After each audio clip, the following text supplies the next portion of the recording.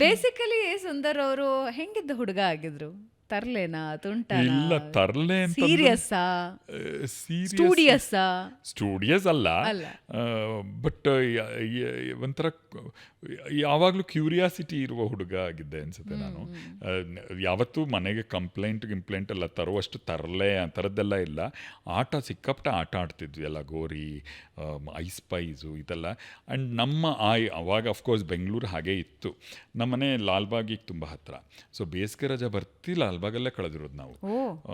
ಅಲ್ಲಿ ice pies ಆಡೋಕ್ಕೆ ಹೋಗ್ಬಿಟ್ರೆ ಬೆಳಗ್ಗೆ ಸಂಜೆವರೆಗೂ ಬರ್ತಿರ್ಲಿಲ್ಲ ವಾಪಸ್ಸು.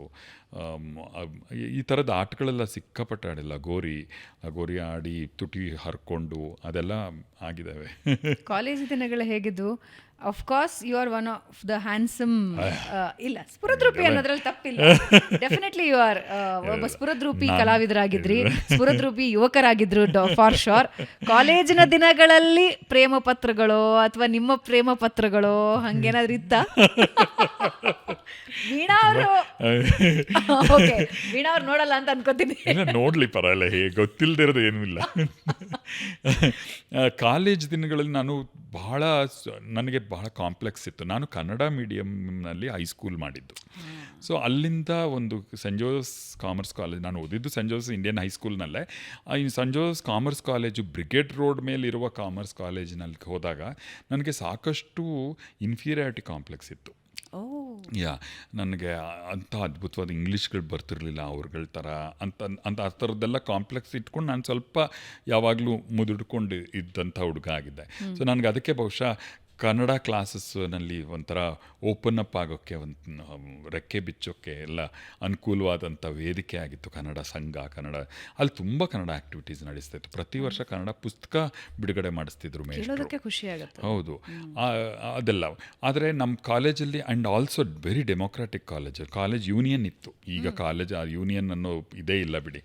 ಕಾಲೇಜ್ ಯೂನಿಯನ್ ಇತ್ತು. ಪ್ರೆಸಿಡೆಂಟು, ವೈಸ್ ಪ್ರೆಸಿಡೆಂಟು, ಸೆಕ್ರೆಟರೀಸ್ ಎಲ್ಲ ನಾವುಗಳೇ ಸ್ಟೂಡೆಂಟ್ಸೇ ಆಗಿರ್ತಿದ್ದು. ಸೊ ಅದರ election was a big deal.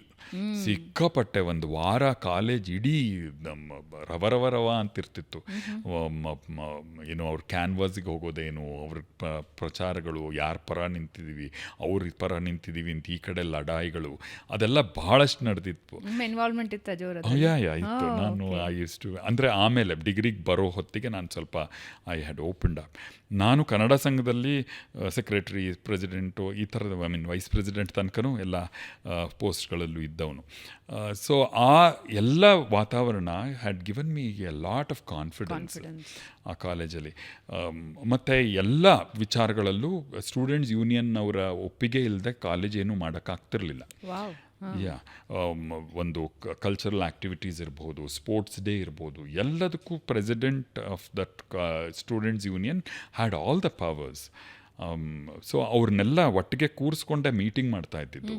So that was the kind of ಇದು, ಏನು ಮಾಡೋಣಪ್ಪ ಈಗ ಅಂತೆಲ್ಲ. ಆ್ಯಂಡ್ ನಮ್ಮ ಮೇಷ್ಟ್ರುಗಳೆಲ್ಲ ನಮ್ಮನ್ನು ಬಹಳ ಅಂದರೆ ಫ್ರೆಂಡ್ಸ್ ಥರವೇ, ಅಂದರೆ ಅವ್ರ ಸಮವೇ ನೋಡ್ತಾ ಇದ್ರು ನಮ್ಮನ್ನ. ಮೇಷ್ಟ್ರಂತೂ HSV ಅವರಂತೂ ನಮ್ಮನ್ನ ಯಾವತ್ತೂ ಹೋಗೋಬಾರೋ ಅಂತ ಕೂಡ ಅಂದಿದ್ದಿಲ್ಲ, ಹೋಗಿ ಬನ್ನಿ ಅಂತಲೇ ಕರಿತಿದ್ದಿದ್ದು ಕಡೆವರೆಗೂ ಹಾಗೇನೆ ಅವರು. ಸೊ ಅಷ್ಟರ ಮಟ್ಟಿಗಿನ ಮೆಚ್ಯೂರಿಟಿ ಇದ್ದ ವಾತಾವರಣ ಅದು ಕಾಲೇಜಲ್ಲಿ. So that was a very big boon ನನಗೆ. ಈ ಕನ್ನಡ ಟು ಇಂಗ್ಲಿಷ್ ಆ ಟ್ರಾನ್ಸಿಷನ್ ಇರುತ್ತಲ್ಲ, ಅಂದರೆ ಒಂದು ಮಾಧ್ಯಮದಿಂದ ಇನ್ನೊಂದು ಮಾಧ್ಯಮಕ್ಕೆ ಎಂಟರ್ ಆಗೋದು ಇವತ್ತಿಗೂ ಇಟ್ಸ್ ಅ ಬಿಗ್ ಸ್ಟ್ರಗಲ್, ತುಂಬಾ ದೊಡ್ಡ ಸ್ಟ್ರಗಲ್. ಅಂದರೆ ಯಾರು 10ನೇ ಕ್ಲಾಸಿನವರೆಗೆ ಕನ್ನಡ ಮಾಧ್ಯಮದಲ್ಲಿ ಇಲ್ಲ, ಬಟ್ ನಂದು ವಿಚಿತ್ರ ಅಂದರೆ 7th ವರೆಗೂ ಇಂಗ್ಲೀಷ್ ಓದಿದ್ದೆ. 8th 9th 10th ಮಾತ್ರ ಕನ್ನಡ ಮಾಡಿದೆ. ಅಯ್ಯೋ, ಅದೊಂದು ದೊಡ್ಡ ಕತೆ ಅದು. ನಾನು ಸೆಂಟ್ ಜೋಸೆಫ್ ಇಂಡಿಯನ್ ಹೈಸ್ಕೂಲಿಗೆ ಅಪ್ಲೈ ಮಾಡಿದೆ, ಎಂಟ್ರೆನ್ಸ್ ಟೆಸ್ಟ್ ಬರೆದೆ, ಎಂಟ್ರೆನ್ಸ್ ಟೆಸ್ಟಲ್ಲಿ ಪಾಸ್ ಆದೆ. ಸೊ ಎಂಟ್ರೆನ್ಸ್ ಟೆಸ್ಟ್ ಪಾಸ್ ಆದ ಕೂಡಲೇ ನನಗೆ ಸೀಟ್ ಸಿಕ್ಕಿದೆ ಅಂದ್ಕೊಂಡು ನಮ್ಮ ಅಣ್ಣ, ಆಗದೇವಣ್ಣನ ಬಿಜಾಪುರ್ನಲ್ಲಿದ್ದರು, ಆಲ್ಮಟ್ಟಿ ಅಂತ ಒಂದು ಡ್ಯಾಮ್ ಸೈಟಲ್ಲಿ ವಾಸ್ ಎನ್ ಎಂಜಿನಿಯರ್. ಆಗಷ್ಟೇ ನಮ್ಮ ಅತ್ತಿಗೆ ಎಲ್ಲ ಇದ್ದರು. ನನಗೆ ನಮ್ಮ ಅತ್ತಿಗೆ ಅಂದರೆ ಒಂದು ದೇವತೆ ಥರ, ಅಂದರೆ ನಮ್ಮ ಮನೆಗೆ ಬರೀ ಗಂಡ್ಮಕ್ಳು ಸಾಮ್ರಾಜ್ಯ ಅಲ್ಲ. ಸೊ ಹೊಟ್ಟೋಗಿದ್ದೆ ನಾನು ನಮ್ಮ ಅಣ್ಣನ ಮನೆಗೆ. ಸಿಕ್ಕಿದೆ ಸೀಟು ಅಂತ, ಬೇರೆ ಸ್ಕೂಲ್ಗೂ ಅಪ್ಲೈ ಮಾಡಿಲ್ಲ, ಎಲ್ಲ ಹೋಗಿದ್ದೀನಿ. ವಾಪಸ್ ಬಂದರೆ ಸೀಟೇ ಇಲ್ಲ. ಯಾಕೆಂದರೆ ನಾನು ಇಂಟರ್ವ್ಯೂ ಅಟೆಂಡ್ ಮಾಡಬೇಕಿತ್ತು. All the selected candidates interview attend ಮಾಡಿದ್ಮೇಲೆ ಅಡ್ಮಿಷನ್ ಅಂತ ಕೊಡ್ತೇನೆ. ನನಗೆ ಗೊತ್ತೇ ಇಲ್ಲ ಆ ಪ್ರೋಸೆಸ್ಸು. ಹೊಟ್ಟೋಗಿದ್ದೆ, ಸೀಟೇ ಇಲ್ಲ. ನಾನು ಯಾವ ಸ್ಕೂಲಲ್ಲೂ ಅಪ್ಲೈ ಮಾಡಿಲ್ಲ, ಹೈಸ್ಕೂಲೇ ಇಲ್ಲ ನನಗೆ. ಅಯ್ಯೋ. ಆಗ ನಮ್ಮ ಅಂಕಲ್ ಒಬ್ಬರು ಕರ್ಕೊಂಡು ಹೋಗಿ ಇಲ್ಲ ನೀವು ಹಿಂಗೆ ಆಗ್ಬಿಟ್ಟಿದೆ, ನೀವು ಸರಿ ನಮ್ಮಲ್ಲಿ ಸೀಟ್ ಇಲ್ಲ ತೊಗೊಂಡೆಲ್ಲ ಇಂಟರ್ವ್ಯೂಗೆ ಬಂದವ್ರಿಗೆಲ್ಲ ಹಂಚ್ಬಿಟ್ಟಿದ್ದೀವಿ, ಕನ್ನಡ ಮೀಡಿಯಮಲ್ಲಿದೆ ಬೇಕಾದ್ರೆ ಕೊಡಿಸಿ ಅಂತ ಕೊಡಿಸಿದ್ರು. ಕನ್ನಡ ಮೀಡಿಯಮಲ್ಲಿ ಕೂರಿಸಿದ್ರು. ನನ್ನ ಹೇಳಿದ್ರಂತೆ ಪ್ರಿನ್ಸಿಪಲ್ ನಮ್ಮ ಅಂಕಲ್ಗೆ, ತೀರಾ ಎಲ್ಲದರಲ್ಲೂ ಬಹಳ ಕಷ್ಟ ಆಯಿತು ಅಂತಂದರೆ ಚೇಂಜ್ ಕೊಡೋಣ ಬಿಡಿ, ಮುಂದೆ ನೋಡೋಣ ಅಂತ. ನಾನು ಭಾಳ ಕಷ್ಟಪಟ್ಟು ಟೆಸ್ಟಲ್ಲಿ ಎಲ್ಲದರಲ್ಲೂ ಪಾಸಿಂಗ್ ಅಂದರೆ ಜಸ್ಟ್ ಪಾಸ್ ಮಾರ್ಕ್ಸ್ ತೊಗೊಂಬಿಟ್ಟಿದೆ. ಪಾಸ್ ಆಗಿದ್ದನ್ನೆಲ್ಲ ಮುಂದುವರಿಲಿ ಬಿಡಿ ಅಂತ ಬಿಟ್ಬಿಟ್ಟು. ಅಂದರೆ ನನಗೆ ಆಗ ಭಾಳ ಕಷ್ಟ ಆಯಿತು, ಬಟ್ ಅದು ದೊಡ್ಡ ಶಕ್ತಿ ಆಯಿತು ನನಗೆ. ಅದಾದ್ಮೇಲೆ ಹಾಗಾಗಿದ್ದು ಕನ್ನಡದಲ್ಲಿ ಪ್ರಭುತ್ವ ಕೆಲವೊಂದು ಘಟನೆಗಳ ಜೀವನದಲ್ಲಿ ಒಳ್ಳೆಯದಕ್ಕೆ ಆಗೋದು. ಹೌದು, ಕನ್ನಡ ಭಾಷೆ ಮೇಲೆ ಬಹಳ ಪ್ರಭುತ್ವ ಸಾಧಿಸೋಕೆ ಸಾಧ್ಯ ಆಗಿದ್ದು ಕನ್ನಡ ಮೀಡಿಯಮಲ್ಲಿ ಆ 3 ವರ್ಷ ಮಾಡಿದ್ರಿಂದ. ಇಂಗ್ಲೀಷ್ಗೆ ವಾಪಸ್ ಬಂದೆ, ಬಟ್ ಅಷ್ಟರಲ್ಲಾಗಲೇ ಏನೋ ನನ್ನ ಹಿಂದೆ ಮುಂದೆ ಹೋಗಿದ್ರು ನನ್ನ ಜೊತೆಗಿದ್ದವರು.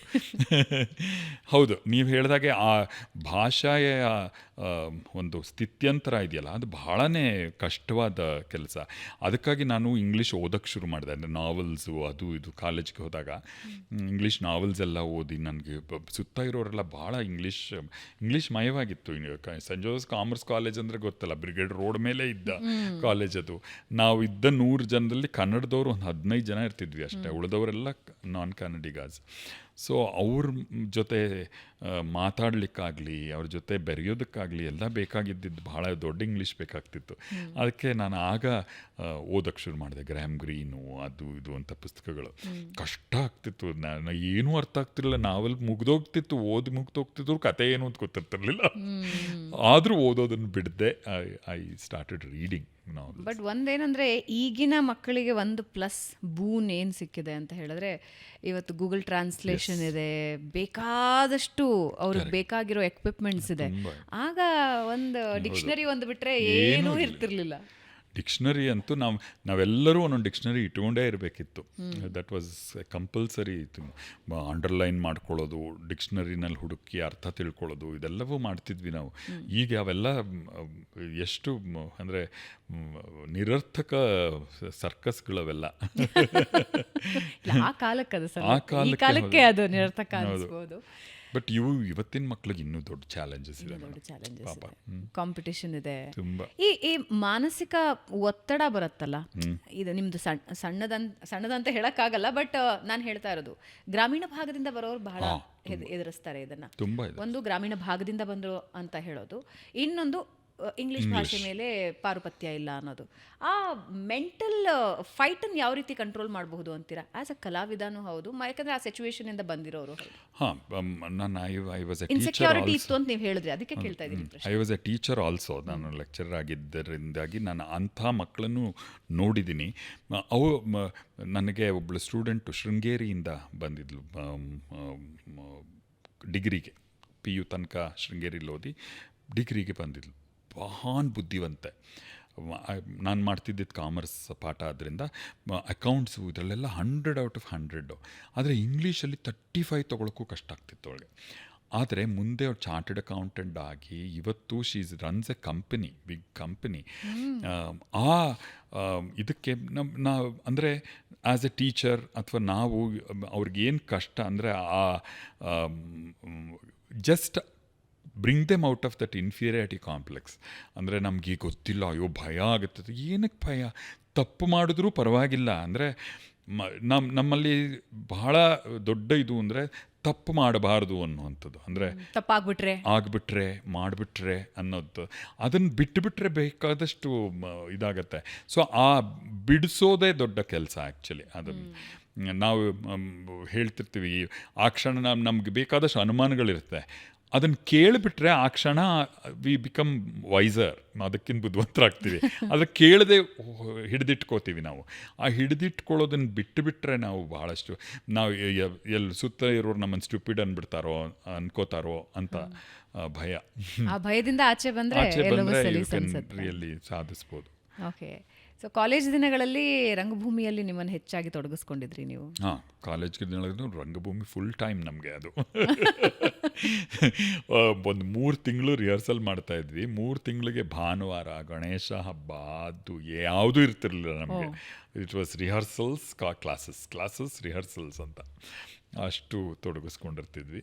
ಆ್ಯಂಡ್ ದಟ್ ವಾಸ್ ಏನೋ ಅದು ಕೊಟ್ಟ ಅನುಭವ, ಖುಷಿ, ಇದೆಲ್ಲವೂ ಒಂದು ಟ್ರೆಷರ್ ಅದು.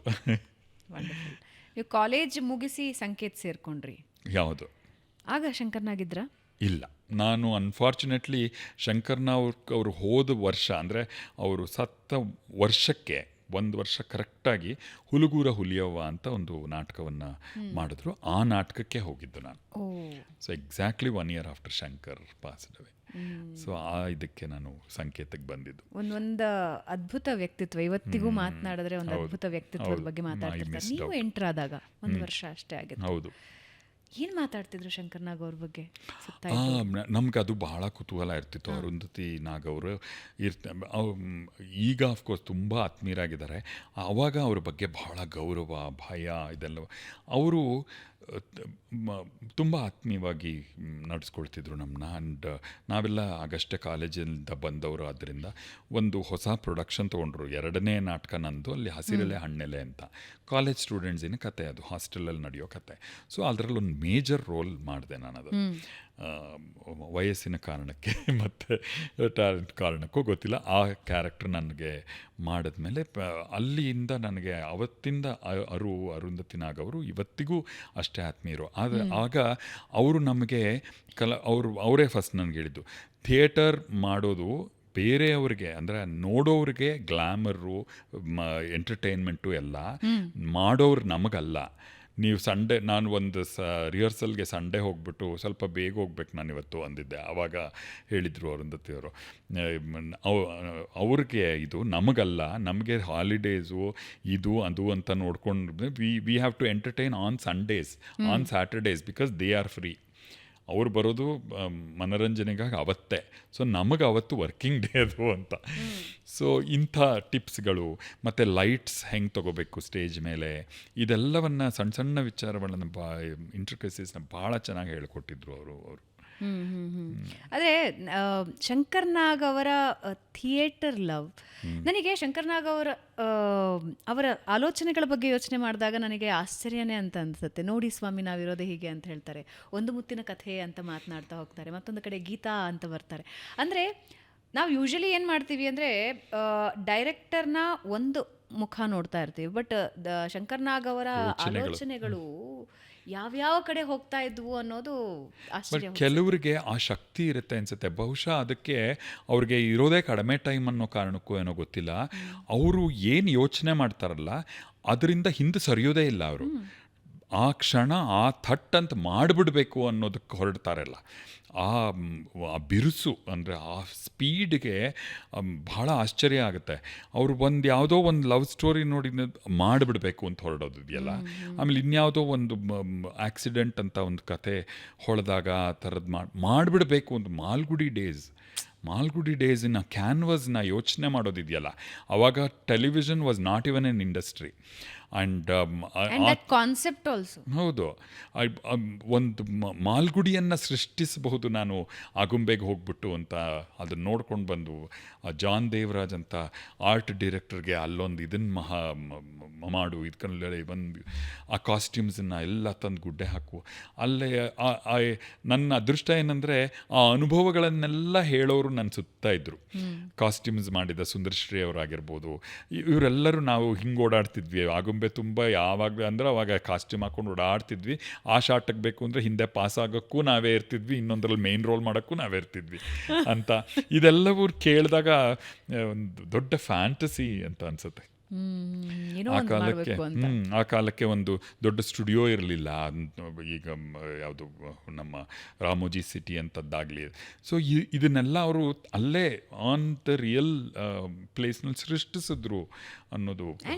ಚೆನ್ನೈನಲ್ಲಿ ಡಬ್ಬಿಂಗ್ ಮಾಡಬೇಕು ಅಂದರೆ ಚೆನ್ನಾಗಿ ಹೋಗ್ತಿದ್ದು, ಅದನ್ನ ಸಂಕೇತ ಅದನ್ನ ತಗೊಂಡ್ಬಂದಿದ್ದ ರೀತಿ, ಅದಕ್ಕೆ ಪಟ್ಟು ಕಷ್ಟ, ಅದಕ್ಕೆ ಕೂಡ ಹಾಕಿದ ದುಡ್ಡು, ಅಮೇಝಿಂಗ್ ಅನ್ಸುತ್ತೆ. ಶಂಕರ್ನಾಗ್ ಅವರ ದೃಷ್ಟಿಕೋನ ಹೆಂಗಿತ್ತು ಜೀವನದ ಬಗ್ಗೆ ಅಂತ.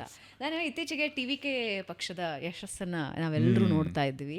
ಹೀಗೆ ನನ್ನ ಆಲೋಚನೆಯಲ್ಲಿ ಒಂದು ಬಂತು, ಈಗ ಅಫ್ಕೋರ್ಸ್ ಸೋಷಿಯಲ್ ಮೀಡಿಯಾದಲ್ಲಿ ಓಡಾಡ್ತಾರೆ, ಈಗ ಯಾರು ಆ ರೀತಿ ಒಂದು ಯಶಸ್ಸನ್ನು ಗಳಿಸಬಹುದು ಅಂತ. ಕರ್ನಾಟಕದ ಪಾಲಿಗೆ ನಟರಿಗೆ ಅಷ್ಟು ದೊಡ್ಡ ಯಶಸ್ಸು ಇದುವರೆಗೂ ಸಿಕ್ಕಿಲ್ಲ. ಅಂದರೆ ಒಂದು ಇಡೀ ಪಕ್ಷನ ಕಟ್ಟಿ ಅಧಿಕಾರಕ್ಕೆ ತರೋದು. ಬಹುಶಃ ಶಂಕರ್ ನಾಗ್ ಅವ್ರು ಇದ್ದಿದ್ರೆ ಆಗ್ತಿತ್ತ ಅದು? ಅವರು ಆ ಥರ ಒಂದೇ ಒಂದು ಕ್ಷೇತ್ರಕ್ಕೆ ಇಡೀ ಮೀಸಲಾಗಿಟ್ಟು ಮೆತ್ಕೊಳ್ಳೋರು ಆಗಿದ್ರು ಅಂತ ನಂಗೆ ಅನಿಸಲ್ಲ. ಯಾಕಂದರೆ ಅವರು ಸಿನಿಮಾದಲ್ಲೇ ಎಷ್ಟೇ ದೊಡ್ಡ ಸ್ಟಾರ್ ಆದರೂ ನಾಟಕಗಳು ಮಾಡ್ತಾಯಿದ್ರು. ಥರ್ಡ್ ಬೆಲ್ ಹೊತ್ತಿಗೆ ಬರ್ತಾಯಿದ್ರು ಅವರು. ಯಾವುದಕ್ಕಾಗಿ ಯಾವಾಗಲೂ ಅರುಂಧತಿ ಅವ್ರ ಹತ್ರ ಬಯಸ್ಕೊತಾ ಇದ್ರಂತೆ. ಸೆಕೆಂಡ್ ಬೆಲ್ ಆದರೂ ಅವ್ರು ಬಂದೇ ಇರ್ತಿರ್ಲಿಲ್ಲ, ಬಿಕಾಸ್ ಶೂಟಿಂಗ್ ಮುಗಿಸಿ ಬರಬೇಕಲ್ಲ ಅವರು. ಸೆಕೆಂಡ್ ಬೆಲ್ ಮಾಡಿದ್ರು ಬಂದಿರಲ್ಲ, ನೀನು ಏನು ಡಿಸಿಪ್ಲಿನ್ ಆ್ಯಕ್ಟ್ರು ನೀನು ಅಂತ ಅರುಂಧತಿ ಅವ್ರ ಹತ್ರ ಬಯಸ್ಕೊತಾ ಇದ್ರಂತೆ. ಸೊ ಇದೆಲ್ಲ ಕೇಳಿದಾಗ ಅವರು ನಾಟಕನ ಬಿಟ್ಟು, ಸಿನಿಮಾ ಮಾಡೋದನ್ನು ಬಿಟ್ಟು, ಇದನ್ನೆಲ್ಲ ಬಿಟ್ಟು ರಾಜಕೀಯವಾಗಿಯೇ ನಾನು ಪೂರ್ತಿ ತೊಡಗಿಸ್ಕೊಳ್ತೀನಿ ಅಂತ ಅವರು ಅಲ್ಲ ಅಂತ ಅನಿಸುತ್ತೆ. ಐ ಡೋಂಟ್ ನೋ, ಬಿಕಾಸ್ ನಾವು ಭೇಟಿನೇ ಆಗಿಲ್ಲ. ರಾಜಕೀಯದಲ್ಲೂ ಇದ್ದರೂ ಕೂಡ ಭಾಳ ಸಕ್ರಿಯವಾಗಿ ಇದ್ದಂಥವ್ರು ಅವರು. So he was into politics, but ಯಾವುದನ್ನು ಅವರು ಅಂದರೆ he was so diversified, so multitasking. ಒಂದು ಕ್ಷೇತ್ರಕ್ಕೆ ಅವರನ್ನು ಅವರು ಕಟ್ಟಾಕೋತಾ ಇರಲಿಲ್ಲ ಅಂತ ಅನ್ಸುತ್ತೆ. ಯಾಕೆಂದರೆ ನಾನು ಯಾಕದಕ್ಕೆ ಹೇಳ್ತಿದ್ದೀನಿ ಅಂದರೆ ನಂದು ಅದೇ ಸ್ಥಿತಿ. ನಾನು ಅಲ್ಲಿ ಕಾಲೇಜಲ್ಲಿ ಪಾಠ ಮಾಡ್ತಿದ್ದೆ, ಇಲ್ಲಿ ನಾಟಕ ಮಾಡ್ತಿದ್ದೆ, ಇಲ್ಲಿ ಸೀರಿಯಲ್ ಮಾಡ್ತಿದ್ದೆ, ಅಲ್ಲಿ RJ ಆಗಿದ್ದೆ ಒಂದು ವರ್ಲ್ಡ್ ಸ್ಪೇಸ್ ಅನ್ನೋ ಒಂದು ರೇಡಿಯೋ ಸ್ಟೇಷನಲ್ಲಿ.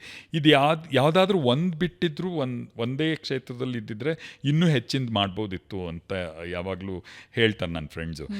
ಆದರೆ ನಿಮಗೆ ಅನಿಸಿದ್ಯಾ ಹಾಗೆ ಯಾವುದೋ ಒಂದೇ ಒಂದು ವಿಷಯದಲ್ಲಿ ನಾನು ಫೋಕಸ್ ಮಾಡಿದಿದ್ರೆ ಇನ್ನೂ ಆಗ್ತಿದ್ನೇನೋ, ಆ ಒಂದು ಕ್ಷೇತ್ರದಲ್ಲಿ ಆಗ್ತಿದ್ನೇನೋ. ಬಟ್ ನಾನು ಇಷ್ಟೆಲ್ಲ ಮಾಡ್ತಿದ್ದೀನಲ್ಲ, ಇಟ್ ಇಸ್ ಫೈನ್. ನನಗೆ ನನ್ನ ಕಾಲೇಜಲ್ಲಿ ಪಾಠ ಮಾಡಿದ್ರಿಂದ ನನಗೊಂದು ದೊಡ್ಡ ವಿದ್ಯಾರ್ಥಿ ಬಳಗ ಇದೆ, ದೊಡ್ಡ ವಿದ್ಯಾರ್ಥಿ ಬಳಗ. ಇವತ್ತಿಗೂ ಅವರು ಪಾಸ್ ಔಟ್ ಆಗಿ 15-25 ವರ್ಷ ಆದ್ರೂ ಇವತ್ತಿಗೂ ನನ್ನ ಟಚ್ಚಲ್ಲಿದ್ದಾರೆ. ಇವತ್ತು ಏನಿಲ್ಲದಿದ್ದರೂ ಸೆಪ್ಟೆಂಬರ್ 5th ಫೋನ್ ಮಾಡಿ ಹ್ಯಾಪಿ ಟೀಚರ್ಸ್ ಡೇ ಅಂತಾರೆ. ಅವ್ರ ಬದುಕಲ್ಲಿ ಏನಾಗ್ತಿದೆ ಅಂತ ನನಗೆ ಗೊತ್ತಿದೆ, ನನಗೇನಾಗ್ತಿದೆ ಅಂತ ಅವ್ರಿಗೆ ಗೊತ್ತಿದೆ. ಆ ಥರದ ಒಂದು ದೊಡ್ಡ ವಿದ್ಯಾರ್ಥಿ ಬಳಗ ಇದೆ. TV ಕ್ಷೇತ್ರದಲ್ಲಿ ಒಂದಷ್ಟು ಮಾಡಿದ್ದೀನಿ, ಬರೆದಿದ್ದೀನಿ, ಆ್ಯಕ್ಟ್ ಮಾಡಿದ್ದೀನಿ. ಅಲ್ಲೇನಾದರೂ ಆದರೆ ನಾನು ಒಂದು ವಾಯ್ಸ್ ಹೇಳುವಷ್ಟು ವಾಯ್ಸ್ ಇದೆ. ಸಿನಿಮಾದಲ್ಲಿ ಒಂದಷ್ಟು ಪಾತ್ರಗಳು ಮಾಡಿ, ಇದೆಲ್ಲವೂ ಮಾಡಿದ್ದೀನಿ. ಒಂದೇ ಇದ್ದಿದ್ರೆ ಒಂದು ಕ್ಷೇತ್ರದಲ್ಲಿ ಏನೋ ಆಗ್ಬಿಡ್ತಿದ್ನೇನೋ ಗೊತ್ತಿಲ್ಲ. ಆದರೆ ಇದೆಲ್ಲ ಮಾಡಿರೋದ್ರ ಬಗ್ಗೆ ನಂಗೆ ಭಾಳ ಖುಷಿ ಇದೆ, ಸಂತೃಪ್ತಿ ಇದೆ, ಭಾಳ ತೃಪ್ತಿ ಇದೆ. ಕಿರುತೆರೆ ಮತ್ತು ಹಿರಿತೆರೆಗೆ ಎಂಟ್ರ್ ಆಗ್ತಾ ಎಲ್ಲರ ಆಸೆ ಇರುತ್ತೆ ಹೀರೋ ಪಾತ್ರಗಳು ಹೆಚ್ಚು ಮಾಡಬೇಕು ಅಂತ. ನಿಮಗೆ? ನನಗೆ ಅನಿಸ್ಲಿಲ್ಲ, ನಾನೊಬ್ಬ ಹೀರೋ ಅಂತಲೇ ಅನಿಸಿಲ್ಲ ನನಗೆ ಯಾವತ್ತಿಗೂ. ಸೊ ನನಗೆ ಅನಿಸ್ದೆ ಯಾವಾಗಲೂ ಅಷ್ಟೇ, ನಾವು ಏನು ಅನ್ಕೋತೀವಿ, ಮ್ಯಾನಿಫೆಸ್ಟ್ ಮಾಡ್ತೀವಿ, ನಾನು ಇದೇ ಆಗಬೇಕು ಅಂತ ಹೊರಡ್ತೀವೋ ಅದರಲ್ಲಿ ಬಹುಶಃ ಒಂದು ಅರ್ಧ ಆದರೂ ಆಗ್ತೀವಿ. ಮ್ಯಾನಿಫೆಸ್ಟೇಷನ್ ನಂಬಿಕೆ ಇದೆ? ನಂಬಿಕೆ ಅಂತ ಏನಿಲ್ಲ ನನಗೆ. ಅಂದರೆ ಮ್ಯಾನಿಫೆಸ್ಟ್ ಅಂತೂ ಮಾಡ್ತೀವಲ್ವ, ಇದು ಆಗಲೇಬೇಕು ಅಂತ ಆದ್ರೆ ಹೊರಟಾಗ ಆಗ್ತೀವಿ ನಾವು. ಅದೇನಾದರೂ ಅಲ್ಲಾಗದೇ ಇದ್ರು you dream to be on moon, at least you will end up on stars ಅಂತಾರಲ್ಲ. ಆ ಥರ ನಾನು ದೊಡ್ಡ ಸೂಪರ್ ಸ್ಟಾರ್ ಆಗಬೇಕು, ರಜನಿಕಾಂತೆ ಆಗಕ್ಕೆ ಹೊರಡ್ತೀನಿ ಅಂತಂದು ಇನ್ನೇನೋ ಒಂದು ಆಗ್ಬೋದು. ಯೋಚನೆ ಮಾಡೋದು ನಾನು ಯಾವತ್ತಿಗೂ ನನ್ನ ಸಿನಿಮಾ ಹೀರೋ ಆಗಬೇಕು, ಅಥವಾ ಇವನ್ ಸೀರಿಯಲಲ್ಲೂ ಸೀರಿಯಲ್ ಭಾಳಷ್ಟು ಸೀರಿಯಲ್ಗಳಲ್ಲಿ ಲೀಡ್ ಮಾಡಿದ್ದೀನಿ. ಆದರೆ ಆ ಕಾಲಕ್ಕೆ ಅದು ಲೀಡು ಹೀರೋ ಅಂತ ಯಾವತ್ತೂ ಅದಕ್ಕೆ ಭಾವ ಕೊಟ್ಟಿರಲಿಲ್ಲ ಯಾರೂ. ಪಾತ್ರಗಳಾಗಿದ್ವು ಆ ಕಾಲಕ್ಕೆ, ಅವೆಲ್ಲ ಹಾಗೇ ಇದ್ವು. ಸೊ ಅಂದ್ಕೊಳ್ಳೇ ಇಲ್ಲ ನಾನು ಆಗಬೇಕು ಅಂತ. ಸೊ ಆಗಲೂ ಇಲ್ಲ ಅಂತ ಅನ್ಸುತ್ತೆ. ಅದ್ರ ಬಗ್ಗೆ ಹೆಚ್ಚಿನ ಫೋಕಸ್ ಇರಲೇ ಇಲ್ಲ ಯಾವತ್ತಿಗೂ.